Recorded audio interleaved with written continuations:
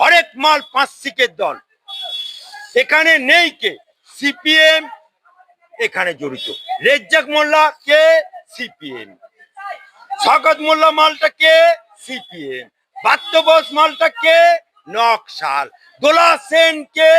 নকশাল। মানস ভূঁইয়া কে? কংগ্রেস। হুমায়ুন কবির কে? কংগ্রেস। তাহলে তৃণমূলটা রইল কে? এ তো হরেক মাল পাঁচশিকে। এখানে কংগ্রেস পাবেন, সিপিএম পাবেন, বিজেপি পাবেন, এসইউসি পাবেন। তাহলে এরা তো কোনো আদর্শ নিয়ে যায়নি। এরা সবাই আদর্শ এদের একটাই, চুরি করো। ওদের একটা নেত্রী দোলা সেন বলেছিল, 1 টাকা তোলো, 12 আনা ভাগ দাও পার্টিকে, 4 আনা নিজে ঘরে নিয়ে যাও। অর্থাৎ নেত্রী বলছে 1 টাকা তোলো। আবার মমতা ব্যানার্জি একটা হুগলির প্রশাসনিক সবাই বলছে 1 লাখ খাবি, ভাগ করে খেতে শেখো। সুতরাং যেখানে নেত্রী বলছে, ওদের নেত্রী শওকত মোল্লাকে বলছে বোম মারো, বোম মারে। তাহলে বোম মারা এমএলএ কে উনি রেখে দিয়েছেন।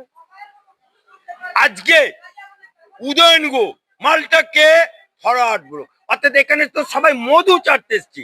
তা মধু চাটার জায়গায় কি করে আপনি স্বচ্ছতা পাবেন?